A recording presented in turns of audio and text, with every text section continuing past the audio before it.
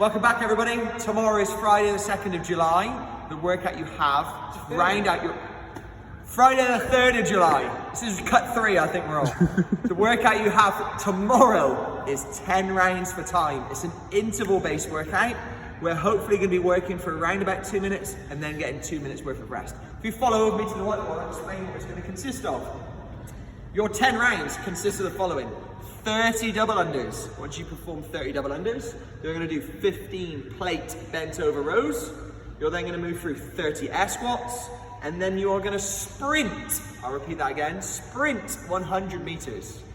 This should be designed to be this is designed to be completed as fast as possible, each set for 10 total rounds. We think this work here in the middle should take us around about 2 minutes to get completed, allowing you to get 2 minutes rest, okay? If you haven't got double unders today, not a problem. Let's reduce that back just to a regular single under. We want to be working for no more than about 20 seconds here. No more than about 20 seconds. If you haven't got double unders, don't choose today to practice them in the workout. Instead, let's just focus on good quality single unders. Your plate bent over rows, if you want to, you can maybe change it out to your kettlebell or your dumbbell if you want to perform something slightly heavier. Our air squats still focus on moving with good form and with quality, and then you are going to run hard. You're going to run out 200 meters and you're going to run fast before you get 2 minutes rest. So let's have a look at some of the key points. My plate bent over row, we say this a million times over.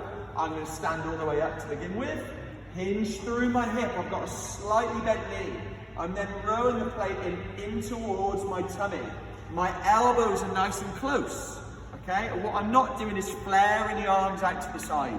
That doesn't look good. Instead, my elbows are nice and close in towards my side. My air squat, feet are outside of the shoulders, toes slightly turned out.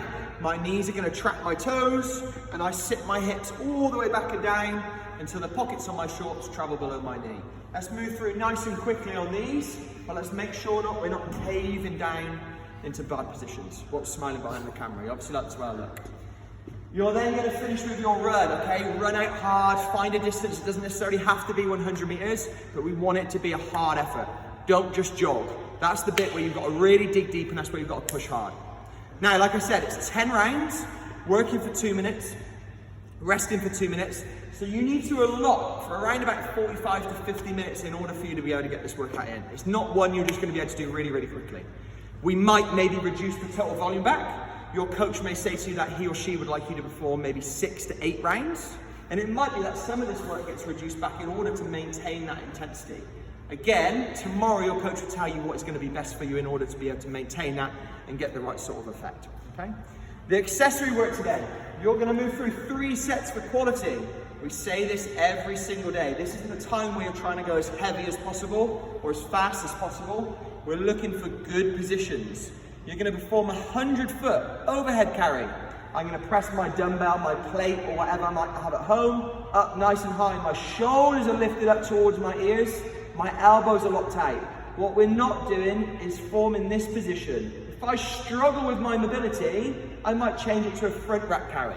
We need to make sure that we're keeping this midline intact, the rib cage pulled down towards the tummy button, and we're nice and tall.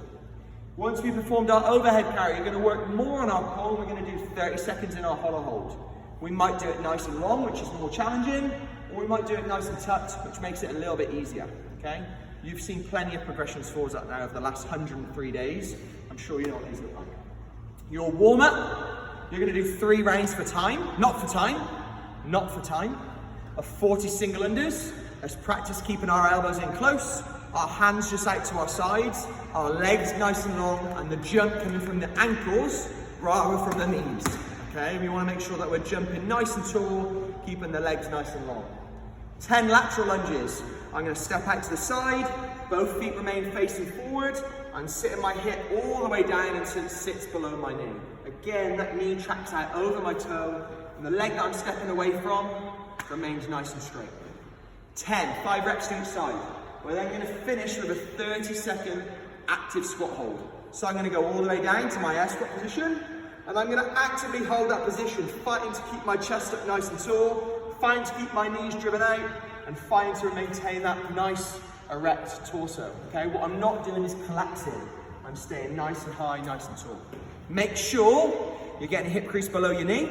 If you need to find something to balance, you might find a nice barbell holder.